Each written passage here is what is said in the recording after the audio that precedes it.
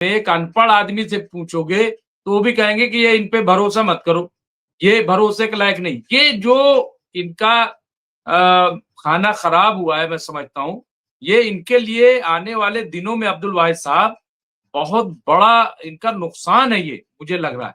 और ये Epstein file आप क्या समझ रहे हैं, इससे बड़ी भारी नाराजगी है, क्योंकि ये जंग चल रही इसलिए पता नहीं चल रहा है। अगर जंग न ये शुरू कर देते तो मेरा अपना ख्याल ये है कि अमेरिका में अब तक इनका तख्ता पलट हो जाता। लोग भारी गुस्से में थे क्योंकि मीडिया के पास और क्या होता चलाने के लिए। इससे ज्यादा गर्म मुद्दा एप्स्टीन फाइल जैसा कोई नहीं था दुनिया में, और एक के बाद एक फाइल जैसे आ रही थी। अगर ये जंग नहीं शुरू करते, जंग सामने नहीं आती, तो मैं आपको बता रहा हूं कि ये फाइल चलती मीडिया पे, सोशल मीडिया पे, और इनका तख्ता पलट हो जाता। ये बहुत इंपॉर्टेंट है। देखिए जी, राशिद साहब कुछ कहना चाहते हो? दुनिया जो बढ़ गई है आज हिजबुल्लाह के साथ, ईसाई इसलिए खड़े हो गए, उन्होंने कहा कि ये जंग एप्स्टीन फाइल वालों के साथ है, खड़े हो इनके खिलाफ। तो ये मैं समझता हूं बहुत ही इंपॉर्टेंट है। इसको भी जी कुछ कहना चाहते हैं, फिर मैं आऊंगा अब्दुल वाहिद साहब। 19 तारीख को सेनेटर के सामने काश पटेल की हियरिंग हुई।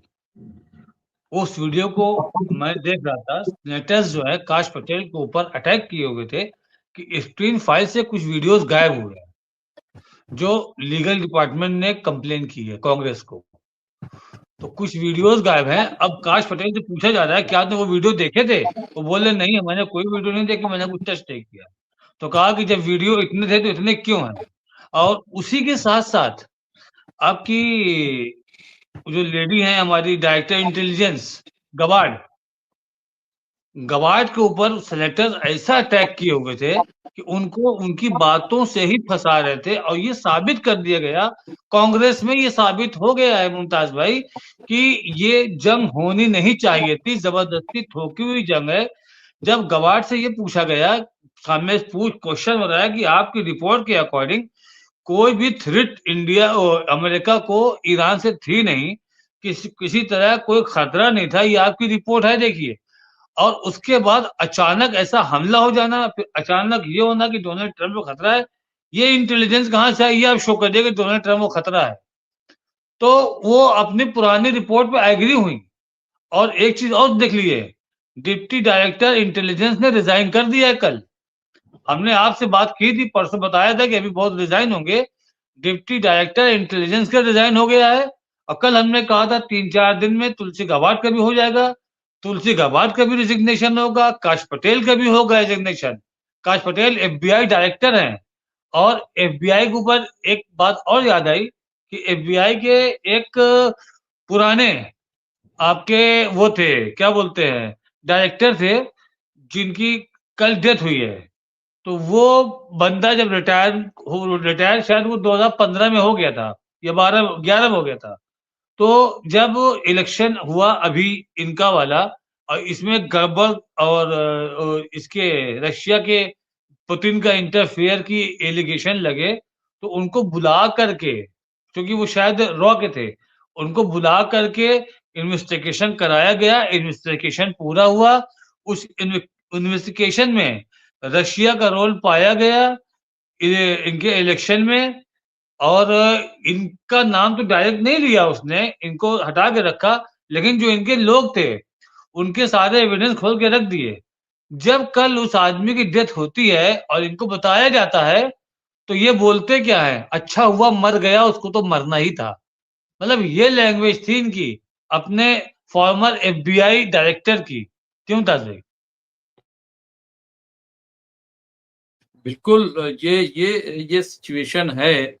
और एक बड़ी खबर यहाँ पे आ रही, ब्रेकिंग न्यूज आ रही है। जयदीप साहब ने कहा है कि ये खबर वाईनेट ग्लोबल पे शाया हुई है, प्रकाशित की गई है। और खबर ये है कि अमेरिका ने ईरान युद्ध समाप्त करने के लिए 9 अप्रैल की समय सीमा तय की है।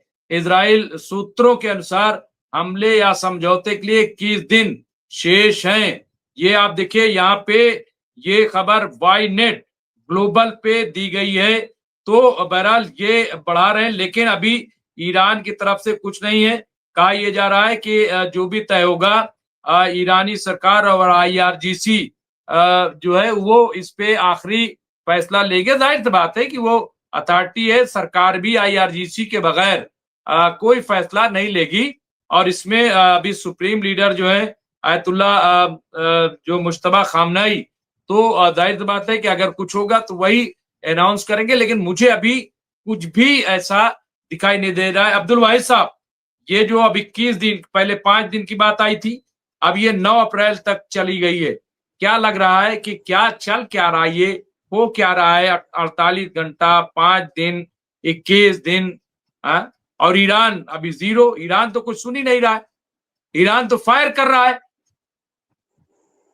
देखिए ऐसा है, बेसिकली मिलिट्री की जबान में इसको को क्या बोलते हैं, इस पर तो रोशनी जो है हमारे जनरल साहब ही डालेंगे। लेकिन मेरा ये मानना है कि एक डिग्निफाइड रिट्रीट की तरफ अमेरिका जो है बहुत तेजी के साथ पेशकदमी करना चाह रहा है। अब सवाल यह है कि अमेरिका क्या इसराइल से पीछा छुड़ाना चाह रहा है? अगर इसराइल से पीछा छुड़ाता है अमेरिका, इसराइल अकेला पड़ता है, तो उसके रेपरकशंस क्या होंगे? क्या इसराइल इसका मुतहम्मिल होगा अकेले पड़े रीजन के अंदर? तो ये जो है टग ऑफ वार क्या है ये? क्या वाकई अब नेतन्याहू की शबीह भी डोनाल्ड ट्रंप एडमिनिस्ट्रेशन के नजदीक खराब हो गई है? आखिर वो रीजन क्या है कि पिछले 40 साल के अंदर दर्जनों जो है प्रेसिडेंट आए अमेरिका के, उन्होंने कभी ईरान पर अटैक के बारे में नहीं सोचा। ये पहली दफा हुआ कि डोनाल्ड ट्रंप ने अटैक किया, इसराइल के प्राइम मिनिस्टर पे विश्वास किया, उन्होंने यकीन किया। तो इस वक्त यह है कि सब एक दूसरे पर ठीकरा फोड़ रहे हैं। नेतन्याहू बोलते हैं कभी, देखिए वो तो मूसाद की थी इनपुट। मूसाद के चीफ ने बोला था मुझसे कि जी वो जैसे ही खामनेई साहब जाएंगे और दूसरे लोग जाएंगे, फौरन रिजीम चेंज हो जाएगा, अवाम तो बिल्कुल थाल में सजाए लिए बैठे हैं, आइए अमेरिकन एजेंट तेहरान में बिठाते हैं आपको। कुछ नहीं हुआ। तो अब जो है सवाल ये है कि इन्होंने सारे के सारे करके देख लिया कंडे। अब इस वक्त मुझे लगता है कि लास्ट अटेम्प्ट वही है, सेक्टेरियन डिवाइड क्रिएट करना, और दूसरा ईरान के अंदर विद इन द गवर्नमेंट वहां भी एक डिवीजन क्रिएट करना, ये दिखाना कि जो आयतुल्ला मुश्तबा खामनेई साहब हैं वो जो है उनका फैक्शन अलग है, और पेजेश्कियान साहब जो है उनकी वो जो लेड है गवर्नमेंट उसका जो है अलग है। एक फरीक जो है वो बात करना चाहता है अमेरिका से, एक फरीक बात करना नहीं चाहता। तो वो इस तरह से करके ट्रंप एडमिनिस्ट्रेशन इस वक्त बातों को घुमाना चाहता है।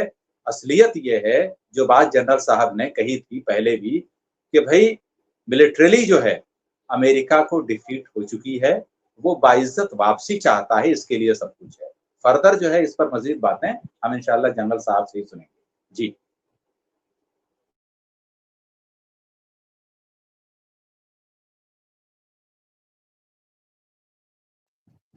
बिल्कुल, ये सही है। और जनरल साहब से ही हम समझते हैं कि आज आखिरी वो होगा। और यहाँ पे हमने तो उसका दे ही दिया है कि गालिफॉफ में जो है वो कहा है, अभी जयदीप सिंह बुंदेला साहब ने कहा कि हमारी आवाम मांग कर रही कि दुश्मन को पेनफुल जो है वो सजा उनको मिलनी चाहिए, और कोई समझौता जो है नहीं होना चाहिए। ये ईरान के अवाम की डिमांड है, इसमें दो राय नहीं है। ईरान ने अपना महा सरप्राइज तैयार कर लिया है जो अभी तक नहीं हुआ है, और ईरान बार बार कह रहा है कि अभी बहुत सारी चीजें आएंगी। जी फिरोज बख्श साहब, आपने सारी बातें सुनी है, क्या आपको लग रहा है कि ईरान क्या करेगा, किस तरह का उसका रिएक्शन होगा? क्योंकि अब तो 21 दिन की बात हो गई, कह रहे हैं कि 21 दिन जो है। और यहाँ पे एक और बात जो जयदीप सिंह बुंदेला साहब ने कही है, आज काफी देर से आए, हम याद कर रहे थे जयदीप सिंह बुंदेला साहब को, उन्होंने लिखा है अमेरिका के सहयोगी देशों ने ट्रंप को निजी तौर पर धमकी दी है, चेतावनी दी है कि उनका युद्ध तेजी से एक आपदा में बदल रहा है, और इसी वजह से शायद वो अब पीछे हट रहे हैं, क्योंकि दुनिया जो है, दुनिया में हाहाकार मच रहा था। और अब चूंकि हालात जो है, जैसे आज खुद हमारे वजीर आजम नरेंद्र मोदी ने पार्लियामेंट में कहा कि कोरोना में जिस तरह के हालात थे वैसे ही हालात हो सकते हैं, तो उस हालात के लिए तैयार रहिए। ये अगर आज पीएम ने ये बात कह दी तो मैं समझता हूं कि बहुत बड़ी बात कही थी, क्योंकि अगर हम लोग कह रहे थे टीवी पे तो ये कह रहे थे कि आप जो है वो फैला रहे हो, लोगों में डर फैला रहे हो, खौफ फैला रहे हो। लेकिन आज पीएम ने भी इस बात को माना और ये कहा कि कोरोना जैसी आपदा हो सकती है। तो कोरोना जैसी आपदा आप समझ रहे हैं, बहुत भयंकर वाली। तो बहरहाल ये सिचुएशन, तो फिरोज साहब क्या कहेंगे? और फिर उसके बाद हम लोग यहाँ पे एक और अपडेट आ रही है। मिनिस्ट्री ऑफ कंस्ट्रक्शन ने घोषणा की है कि अराद और डिमोना में 278 अपार्टमेंट क्षतिग्रस्त हुए हैं। 278 अपार्टमेंट वो तबाह हुए हैं। ये हिब्रू मीडिया की रिपोर्ट है। यहाँ पे आप देखिए जो बड़ा हमला किया था, और मैं समझता हूं कि ईरान, जिस तरह के हमले ईरान ने शुरू किए थे, उसका भी एक बहुत बड़ा डर था, उसका भी एक बहुत बड़ा खौफ था। खालिद अख्तर साहब भी आ गए भाई कि इस दिन में अमेरिका और मजबूत हो जाएगा। बिल्कुल, अब मुझे लग रहा है कि ऐसे ये ईरान रुकने वाला नहीं है। जयदीप साहब ने कहा ईरान के पास ड्रोन सिटी और मिसाइल सिटी है, लेकिन ये पता नहीं था कि ईरान के पास एयर डिफेंस सिस्टम की भी सिटी है, जो कि ईरान ने रात में वीडियो जारी करके दिखाया है।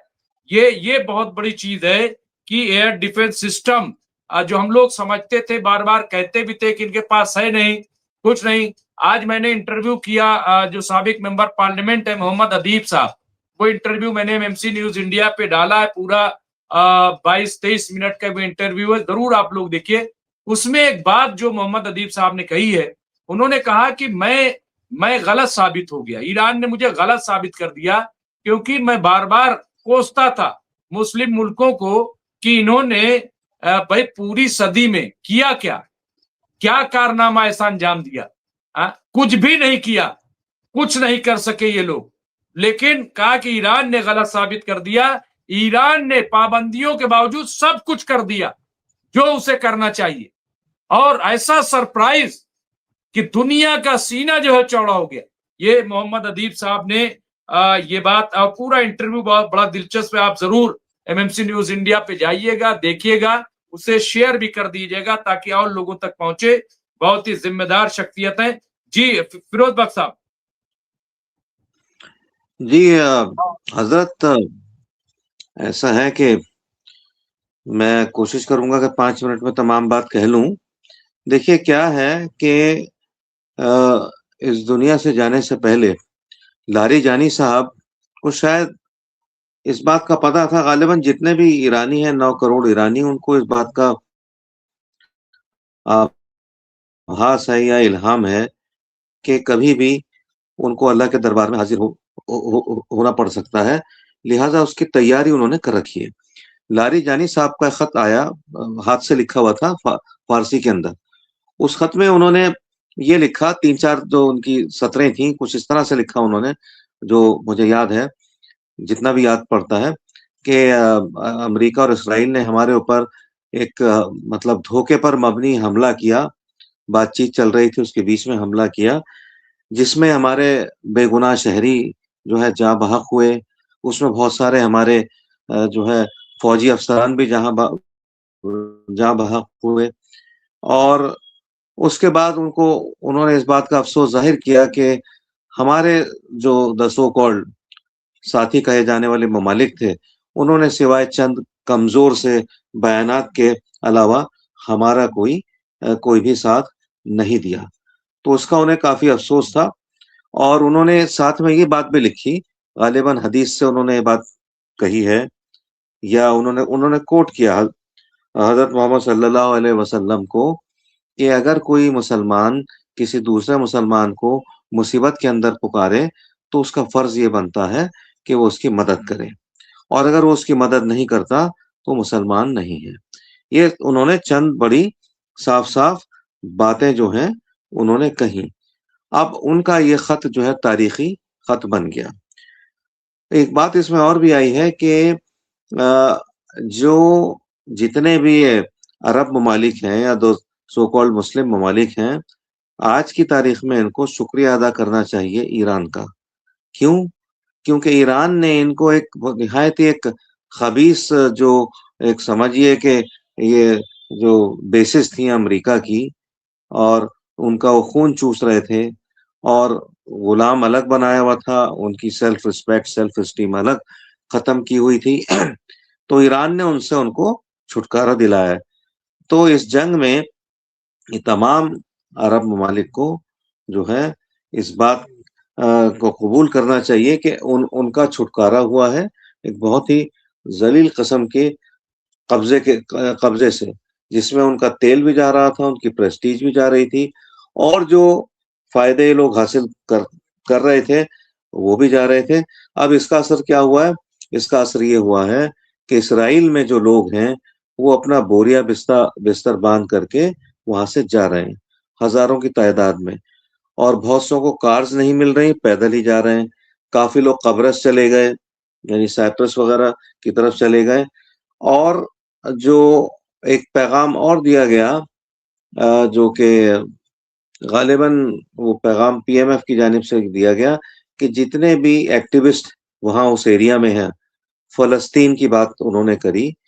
और ये पैगाम गया था इराक से कि जितने भी यहाँ हमारे वो हैं अपने एक्टिविस्ट हैं फलस्तीन के, गाजा में, वेस्ट बैंक में, वो सब तैयारी कर लें कि अब यहाँ सरकार बननी है, यानी फलस्तीन की जो सरकार है उसका अब अमल में आना तय है।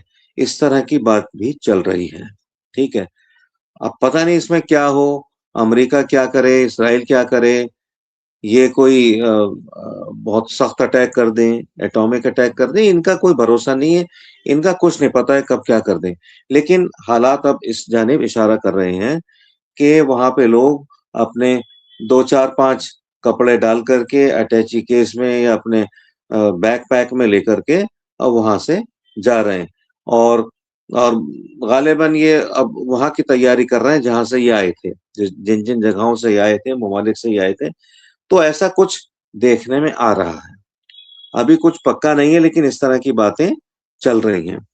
और इसमें बस एक बात कह के मैं और इजाजत लूंगा, मेरे ख्याल से 5 मिनट हो ही गए हैं, कि जो आपस में लड़ाई हुई थी इनकी, इतमार की और जनाब स्मोट्रिच की, इतमार की लड़ाई एक जर्नलिस्ट से भी हो गई।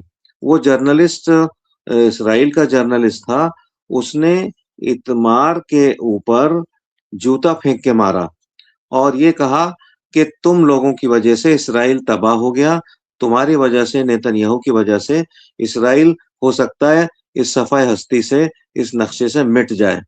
इस तरह की बातें वहां चल रही हैं। और ये जूता वही था जो मुंतजिर ने जूता मारा था जॉर्ज बुश के गालिबन, तो बहुत पुरानी बात हो गई है। तो ये सब माहौल वहां पे बन रहा है। हालांकि ये बातों पे मुझे यकीन नहीं आ रहा है, मुझे बड़ा अजीब सा लग रहा है, क्योंकि मैं 60 65 साल से मैं खुद देख रहा हूँ कि किस तरह का जुल्म इसराइल वन साइडेड वो चल रहा है। गरीब फलस्तीनियों को मारना, लिबनानियों को मारना, जॉर्डन में मारना, फिर जो आपका इजिप्ट है वहां मारना, यानी तो अब बाहर सूरत देखिए ऐसा है कि कहावत है, उर्दू की कहावत है, कुत्ते के दिन भी बदलते हैं। अब ये तो बेचारे जो हैं, जितने ममालिक के मैंने नाम लिए, यहाँ इंसान रहते हैं, हाड़ मांस के बने हुए इंसान रहते हैं। अल्लाह की जानिब से अब इनके भी दिन बदलने वाले हैं। ठीक है, और आखिर में बस ये बात और मैं बता दूंगा आपको कि जहां तक इसराइल का ताल्लुक है, इसके ताल्लुक से खुमैनी साहब शुरू से ही मतलब दो बातें उन्होंने करी। खुमैनी साहब कहा करते थे कि बहुत ही बर्बरियत से पुर एक मुल्क है, जालिम मुल्क है, लिहाजा इसका यहाँ से उखाड़ फेंकना बहुत जरूरी है। ठीक है, बहुत से लोगों को ये बात मेरी हजम नहीं होगी, लेकिन ये एक फैक्ट है। हम तो अपनी आंखों से, खबरों से, अखबारों से पढ़ते चले आए हैं कि ये ऐसा ही है। और खामेनेई साहब ने एक बहुत अच्छा काम ये कर दिया, हालांकि आज वो शुहदा की लिस्ट में उनका नाम जा रहा है, अल्लाह उन्हें गरीक जन्नत करे, आमीन। उन्होंने बहुत अच्छा काम ये किया कि जो 31 स्टेट्स हैं इसके, ईरान के, उन्होंने उनको खुद मुख्तार बना दिया, जो भी वहाँ के फौजी जनरल्स थे। तो अब ये इस तरह का ये मामला यहाँ है। और लेकिन मैं एक चीज और मानता हूँ कि अमेरिका जो है वो इतनी आसानी से शायद हार ना माने, बड़ा जालिम मुल्क है, दुनिया का सबसे ज्यादा ताकतवर मुल्क है, टेक्नोलॉजिकली, स्ट्रेटेजिकली, मिलिटरीली। तो अब देखना यह है कि ये जंग आखिर में अब क्या रुख लेती है। हम तो बस यही चाहते हैं कि जो जालिम है उसका सर ज़ेर हो, और जो हक और सच्चाई के रास्ते पर चल रहा है, अल्लाह उसको जो है जीत से सरफराज करे। जी जी, आप तो दुआ ही करने लगते हैं जल्दी से, तो आदत सदर साहब की। अब वो दुआइया सदर जो है वो हो गए, लेकिन अच्छी बात है, जाहिर सी बात है कि सबसे सीनियर है और अच्छा भी लगता है उनकी जबान से ये। लेकिन जयदीप सिंह मुंडेला साहब ने लिखा है कि बड़े बड़े तजिया निगार आज हैरान है, और कई जो तजिया निगार है उन्होंने तो पाला बदल लिया है। जैसे इलेक्शन में होता है, हम देखते हैं जब काउंटिंग शुरू होती है तो हम लोग कई बार ऐसे जाते हैं टीवी डिबेट में, तो शुरू शुरू में जो है खैमे बने रहते हैं और कोई कुछ कहता है, कोई कुछ कहता है, लेकिन जैसे ही वो सीन बदलता है, स्टैंड भी हम लोग अपना धीरे धीरे बदलते कुछ उठ के चले जाते हैं, तो कि भाई अब बात की नहीं है। तो यही होता है। वैसे ही जो है ईरान से, और मैं तो सोच रहा हूँ कि हो सकता है बहुत सारे लोगों ने सट्टा लगाया रहा हो कि क्या होगा। हाँ, तो सट्टेबाजी भी अगर चली हो तो कोई ताज्जुब नहीं है इस जंग को लेकर के। तो ये होता है बहरहाल। जी अच्छा साहब, कोई तो जनरल साहब कब सुनेंगे? चलिए, एक एक मिनट कह लीजिए, एक एक मिनट है। आपने जो बात अभी कही है, हमको सिर्फ इतना सा कहना था कि जो तजिया निगारों की बात आपने कही है, बहुत से लोगों ने अपने इमाम बदल लिए हैं। हमारे सामने खड़े होकर के एक बंदा ये बोल रहा है कि अगर जौन चीज हमसे मक्का के पेश इमाम कहें, हम उनकी बात का नकार जाए, खामनाई के लड़का की बात जरूर मानेंगे। तो ये चीज सुन करके हमको बहुत हंसी आई कि आज लोग अपने इमाम भी बदल रहे हैं। आप खाली तजिया निगारों को छोड़िए, हमारे यहाँ जो सबसे खिलाफ था, आपने क्या कभी देखा है मुमताज भाई इतने प्रोटेक्शन में ईद की नमाज देखा है आपने? या आपने कभी ऐसा देखा है हमला करने वालों को पुलिस ने कैसे तोड़ाई की है बंद करके? आपने कभी सुना होगा कि सोचा होगा कि संभल के एसपी डीएम जो है ईद की नमाजों में फूल वर्षा करेंगे? ये सब हुरमुज का नतीजा है। जी मुमताज भाई। जी। और चीजें जो है। जी और के तजिया निगारों ने भले ही पाले बदले हों, ओपिनियन बदले हों, लेकिन जो आपके चैनल पर और यहाँ जितने मौजूद तजिया निगार हैं, ये पहले भी सॉलिड थे अपने स्टैंड पर और आज भी सॉलिड हैं और इंशाल्लाह उसी पे सॉलिड रहेंगे। जी ऐसा है कि भाई हम लोग तो बदलवाने वालों में ना, देखिए हमने क्या कहा था कि कतर ने क्या कहा था कि मिडिल ईस्ट का नक्शा बदल जाएगा, और मैंने क्या कहा कि नजरिया बदल गया। नक्शा तो जो बदला बदला, लेकिन नजरिया बदल गया, ये हम कहते रहे हैं। और हमारे यहाँ भाई हमारा चैनल तो सही बात करता है, और सही बात की हमेशा जीत होती है, हक बात की जीत होती है। हक कभी जो है हो सकता है थोड़ी देर के लिए इधर उधर हो जाए, लेकिन हक तो हक ही रहता है ना। तो अल्हम्दुलिल्लाह कि हमारे चैनल पे ना तो फर्जी बात होती है, ना तो बिला वजह की बात होती है। और फिर जब मेजर जनरल साहब जैसे लोग बैठते हैं तो जाहिर सी बात है कि एक बड़ी जिम्मेदारी होती है। चलिए हम लोग अपने आप को ये मान लें, लेकिन आप लोग भी एक बड़े जिम्मेदार हैं, चाहे राशिद रिजवी साहब हैं, उन पे बड़ी जिम्मेदारी है, बड़ा काम कर रहे हैं। फिरोज बख्श साहब आप देखिए हैदराबाद यूनिवर्सिटी के आप चांसलर रहे, और आप भी कई सफारत खानों में काम कर चुके हैं, बड़े जर्नलिस्ट हैं। तो मतलब अब्दुल वाहिद साहब, तो आप लोगों की भी हैसियत कोई कम नहीं है।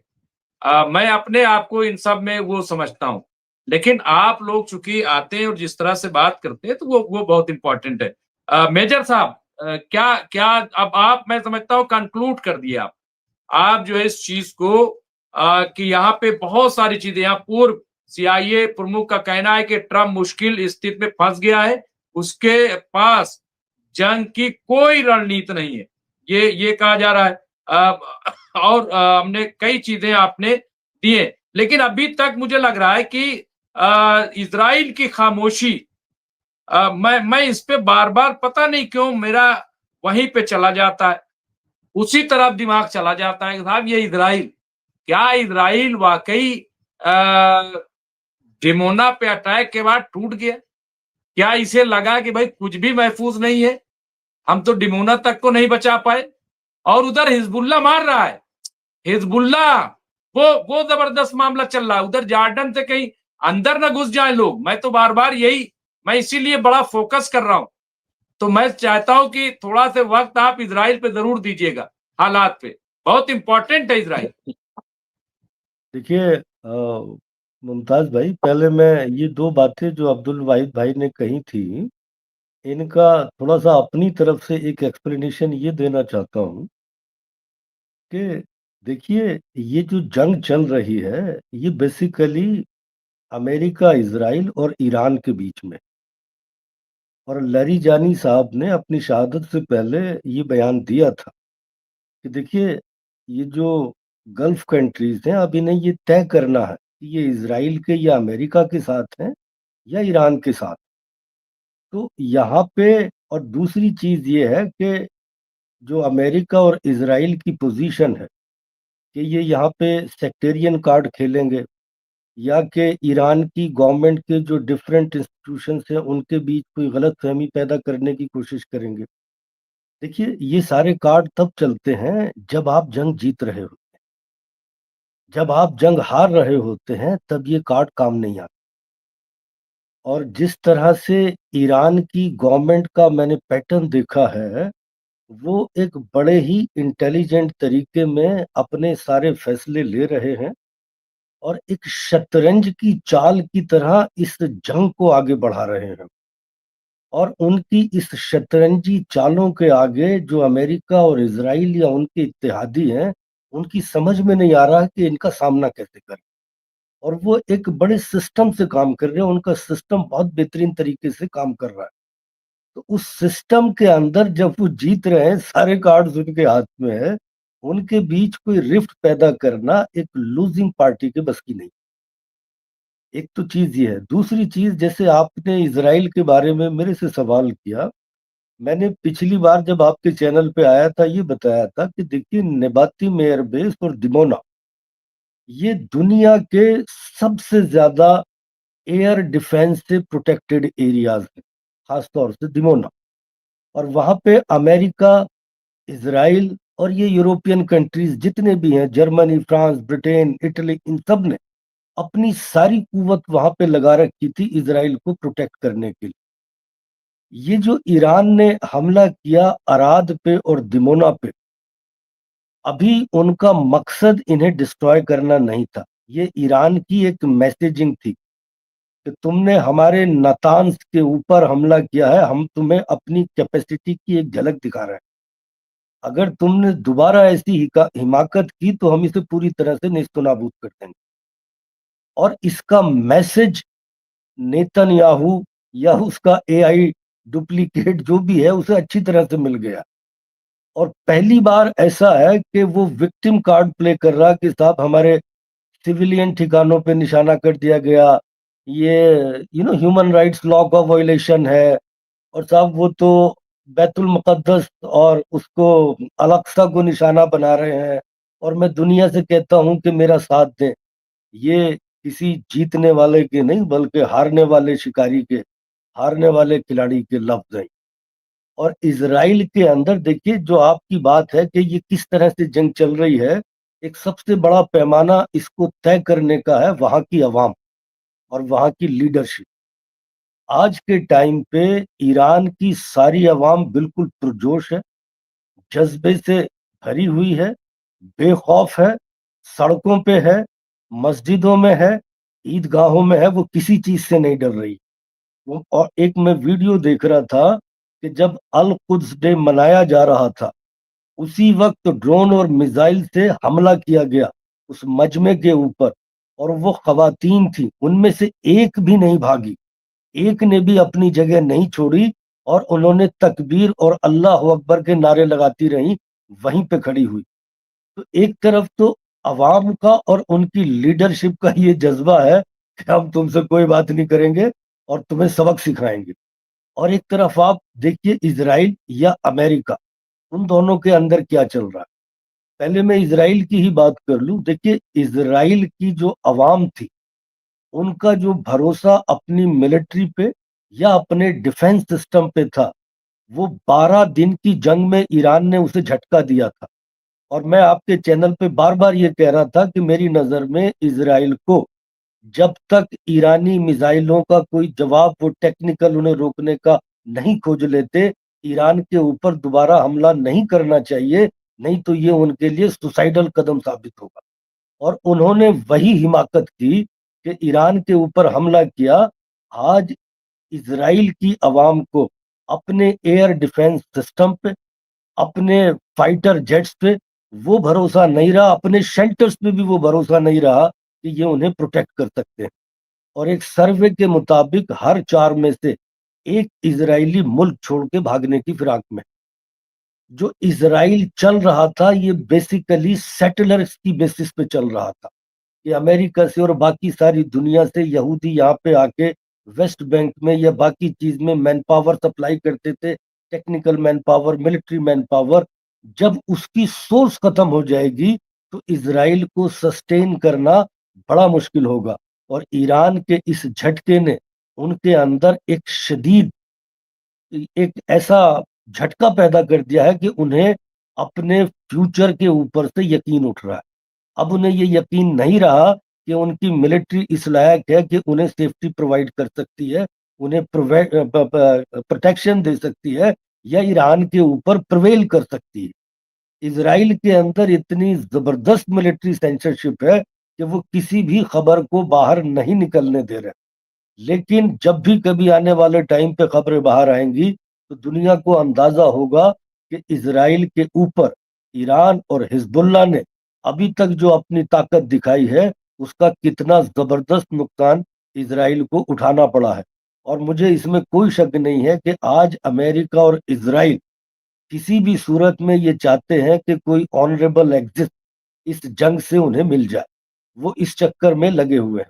अब मैं आता हूं अमेरिका की तरफ। देखिए मैंने जैसे आपसे बतलाया था कि अमेरिका की पावर प्रोजेक्शन के, मिलिट्री स्ट्रेंथ के जो 3 पिलर्स थे इस एरिया में, ईरान ने तीनों को ध्वस्त कर दिया, तीनों को धराशायी कर दिया। अब उसके पास कोई ऑप्शन नहीं बचा। अब वो ऐसी बेवकूफी की बातें करते हैं कि साहब हम यहाँ से मरीन भेज देंगे, हम यहाँ से एयरपोर्ट डिवीजन भेज देंगे। अरे 2,500 लोग आके वहां क्या करेंगे? जब इराक पे हमला किया था, पूरे 6 से 9 महीने के बीच तैयारी हुई थी। हर नेबरिंग कंट्री ने अपनी बेसेस, अपनी जगह दी थी और 1.5 लाख फौज इराक के अंदर गई थी। जो ईरान है इराक से 4 गुना बड़ा है और इराक का एरिया सारा समतल था, प्लेन एरिया था। ईरान जो है वो डिफिकल्ट और हिली टेरेन है। और आज उनकी जिस तरह से एयरफोर्स को न्यूट्रलाइज किया ईरान ने, ना उनकी नेवी में ना उनकी एयरफोर्स में ये पावर है कि वो ईरान के अंदर या उसके खरग आइलैंड पे या उसके हॉर्मुज स्ट्रेट पे अपनी फौजें उतार सकें, अपनी ग्राउंड मिलिट्री उतार सकें। आज अमेरिका में ये चल रहा है कि जो अमेरिका की इसकी ट्रंप की बेस थी, जो मागा बेस थी, जिसमें टकर कार्लसन है, जिसमें मार्जोरी है, इनके सारे सपोर्टर थे, वो सब ये कह रहे हैं, जो आपके भी पैनलिस्ट ये बतला रहे थे कि भाई ये हमारी जंग नहीं है, ये इजराइल ने जंग मुसल्लत की है और हमारी तो आप नुकसान करवा रहे हैं, आप इस जंग से बाहर निकलिए। 80% के करीब अमेरिका की जो अवाम है वो इस जंग के खिलाफ है। और जब मिलिट्रीली अमेरिका फेल हो गया तो उसके पास और कोई स्ट्रेटेजी भी नहीं है इससे बाहर निकलने की। अब ये जंग कब और कैसे खत्म होगी, इस बात का फैसला ईरान करे। अब ना ये अमेरिका के हाथ में है ना इजराइल के हाथ में है। ईरान ने अपनी शर्तें अमेरिका के सामने रख दी हैं। अमेरिका कितनी मानेगा, कैसे मानेगा, ईरान कैसे किन शर्तों पे तैयार होगा, लेकिन जो ईरान की स्ट्रेटेजी है उससे अमेरिकन बहुत घबराए हुए हैं। उसने जिस तरह से इस जंग की प्लानिंग की और जिस तरह से इसे एग्जीक्यूट कर रहे हैं, मैं फिर आपसे कह रहा हूं कि अमेरिका और इजराइल ना सिर्फ इस खित्ते में बल्कि वो पूरी दुनिया से जो अमेरिका का डोमिनेंस है, ईरान जो उसकी इकोनॉमिक बेसिस है, उसे सिस्टमेटिकली खत्म कर। अब देखते हैं कि ये सिचुएशन आगे कैसे डेवलप होती है और किस तरह से कोई सीज फायर होता है या इसी तरह से ये वॉर ऑफ एट्रिशन चलती रहती है। लेकिन आज इसकी सारी कड़ियां ईरान के हाथ में, ना अमेरिका के और ना इजराइल। अब देखते हैं कि जैसे ये सिलसिला आगे बढ़ेगा। फिलहाल आज तक की सिचुएशन ये है, जैसे जैसे फिर ये डेवलपमेंट होंगे इंशाल्लाह आपसे शेयर करते रहेंगे। जी मुमताज। और मैं समझता हूं कि अगर तमाम बातें यहाँ पे आ गई हैं, कोई पहलू मेरे ख्याल से बचा नहीं है। बहुत सारी अपडेट्स वो सब भी आ रही हैं और यहाँ पे कई चीजें हम देख रहे हैं। तो मैं अगर कोई बात ना हो तो मेरे ख्याल से अब इसको दुआ पे, क्योंकि सारी चीजें आ रही हैं और ईरान जो है वो किसी भी सूरत जो है वो फिलहाल अभी मानेगा नहीं। और ये सब बातें 21 दिन या जो भी है मेरे ख्याल से ये सब बेमानी हो जाएंगी। ईरान अभी, क्योंकि अवाम देखिए, अवाम जब तक उसको तसल्ली नहीं हो जाती, मेरे ख्याल से एक रेफरेंडम भी इस पे होगा, मुझे ऐसा लग रहा है। क्योंकि अवाम अभी तक 24 दिन हो गए हैं, मैं आप लोगों को बता रहा हूं और आप सब जानते भी हैं, अभी तक वो अपने घर में दाखिल नहीं हुई वापस। वो सड़कों पे है, ईरान की अवाम सड़कों पे उतरी हुई है कि हमें इनका बदला चाहिए जो हमारे रहबर को मारा है। तो मेरा अपना ये ख्याल है कि इस तरह तो जंग नहीं रुकेगी। अगर कोई किसी का हो तो एक एक मिनट में अपना कह ले, नहीं तो हम दुआ के लिए फिर अपना बुला लें। जी जी सदर साहब, दुआ तो आप वैसे करा चुके पहले, लेकिन जल्दी से बस दुआ करा दीजिए, बहुत सारे लोग बैठे हैं। जी जी, दुआ करा दूंगा जल्दी। बदेर का वह कुछ नहीं, बस दुआ दुआ होती है, ना वो जल्दी होती है ना वो देर में होती है। देखिए ऐसा है, हम रोज दुआ यही करते रहे कि खुदारा जंग ना हो। भाई मैं तो देखिए अमेरिका का भी खैर ख्वाह हूँ, इसराइल का भी खैर ख्वाह हूँ। इसी वजह से मैं ये रोजाना दुआ करता था, ऐ खुदा जंग ना हो। क्यों? मुझे पता था कि अगर ये जंग होगी, ईरान का कुछ नहीं जाने वाला, ईरान अपनी जगह मजबूत रहेगा, लेकिन इस जंग में इसराइल का पत्ता साफ हो नहीं, सकता है। इसराइल के खैर ख्वाह उसमें अवाम के कि नेतन्याहू के? पूरी पूरी बात सुन लीजिए, मैं क्या कहने, जस्ट जस्ट थोड़ा एंजॉय कीजिए इस बात को, ठीक है? नहीं नहीं, अरे हम आप इंजॉय तो कर रहे हैं, आप लेकिन हम भी नहीं नहीं, आप थोड़ा से रिपब्लिक टीवी के लोग एंकर ना देख रहे हैं। बनिए। देखिए बड़ा जिम्मेदारी बहुत इस वक्त हाँ बता हम रहा बहुत हूँ, इसमें है, देखिए मैं इसलिए आपके थोड़ा सा सवाल हमें का बता जवाब दे दीजिए। रहा हूँ। मैं जी समझ जी, रहा हूँ आपके जज्बात, मैं आपकी चीजें समझ रहा हूँ, लेकिन मैं फिर भी कह रहा हूँ कि आप भी इंजॉय कीजिए इस बात को कि अवाम नहीं या हम सभी इंजॉय कर रहे हैं इस बात को। देखिए ऐसा है, बतौर, देखिए हम गांधीयन लोग हैं, पीसफुल लोग हैं। हिंदुस्तान एक पीसफुल नेशन है, हमेशा हिंदुस्तान ने पीस की बात करी है, ठीक है? तो मैं उसी के ताल्लुक से मैं कहना चाह रहा हूँ, मैं खैर ख्वाह इसराइल का भी हूँ और अमेरिका का भी हूँ, लेकिन किसी जालिम भी के हालत जिंदा में रहते ना हुए तो पीस मैं नहीं हो नेता। सकती क्या? अरे यार जालिम आप के बीच में जिंदा बोल रहते जाते हुए हैं, बात पीस हो पूरी तो सकती? करने दें। आप इतना एक्साइटेड मत हो, मुझसे ज्यादा एक्साइटेड आप हो रहे हैं। नहीं नहीं, मैं मैं कह रहा हूँ क्लियर ईरान होते का भी चलिए। खैर देखिए ख्वाह हमारे हूँ। देखने वाले थोड़ा से एक्साइटेड हैं इस पर उस वक्त, तो इसलिए बहुत लेट सब नहीं, हाँ जल्दी तो जल्दी मैं बता दीजिए एक्साइटेड, सब बातों।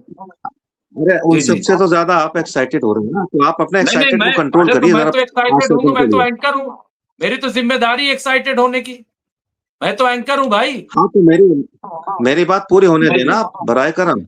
सारा एक्साइटमेंट सबका अब हो जाएगा पूरा।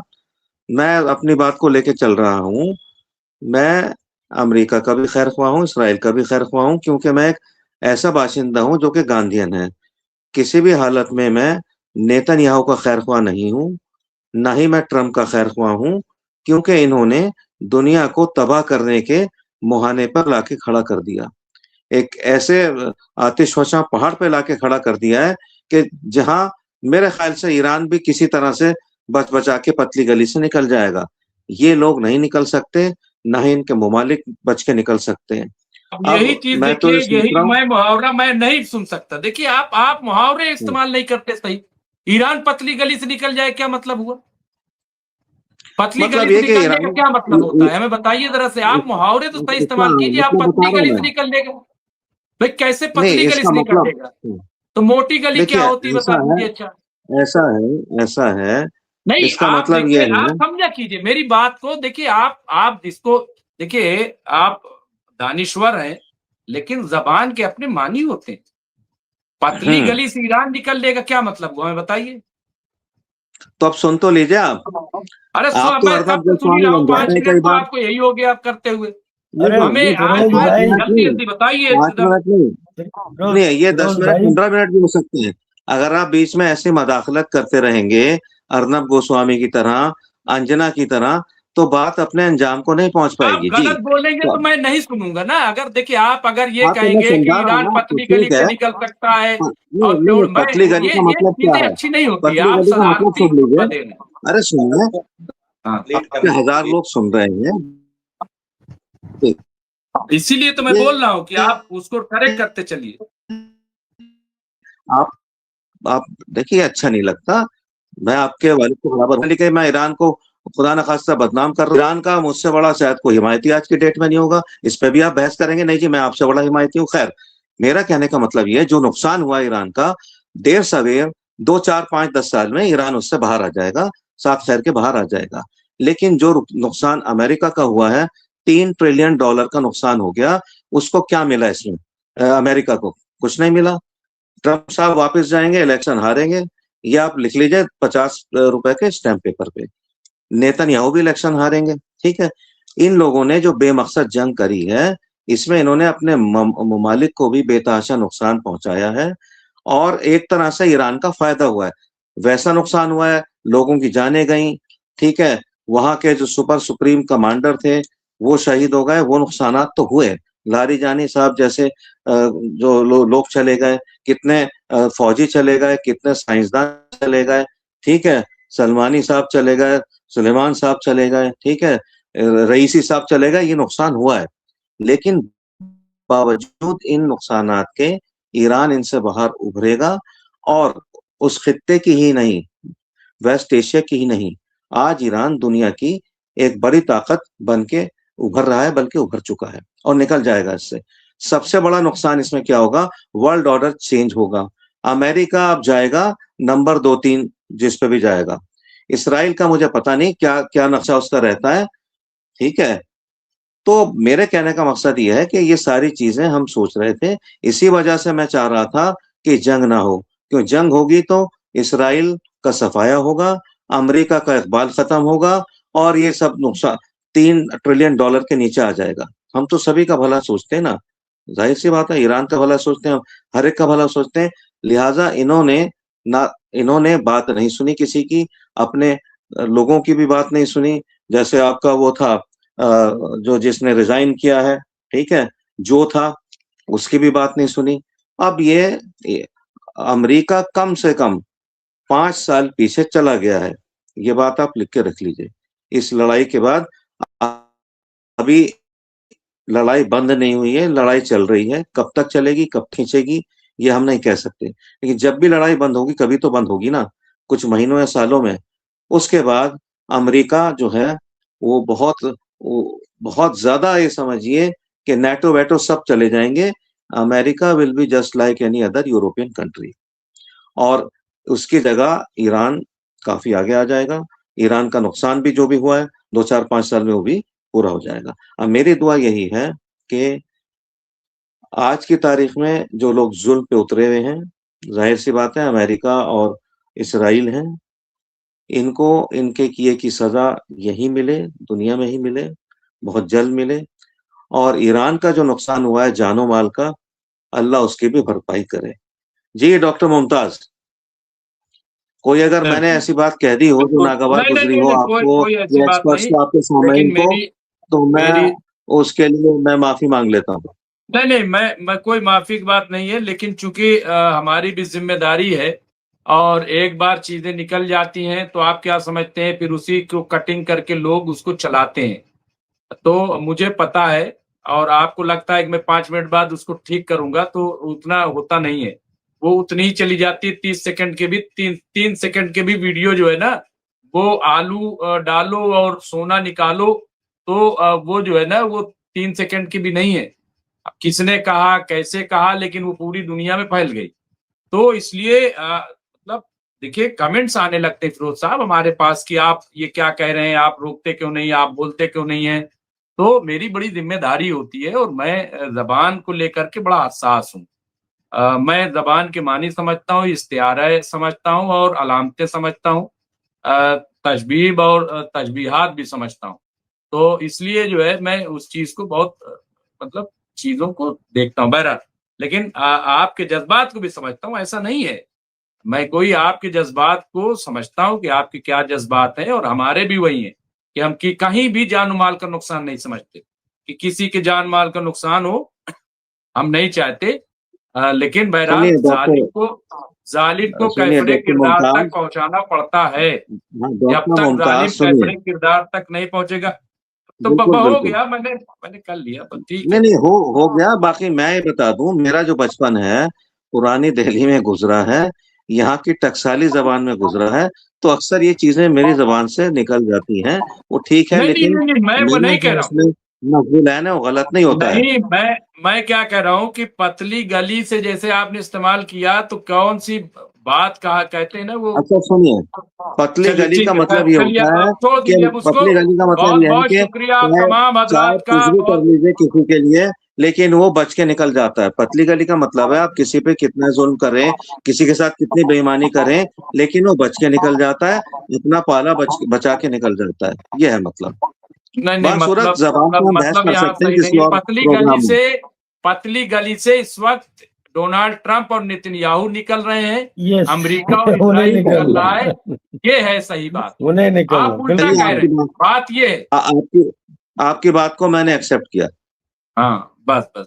तो बहुत बहुत शुक्रिया तमाम हजरात का, बहुत बहुत शुक्रिया। अब हम ज्यादा कुछ नहीं कहेंगे, फिर इंशाल्लाह कल मुलाकात हो। बहुत बहुत शुक्रिया।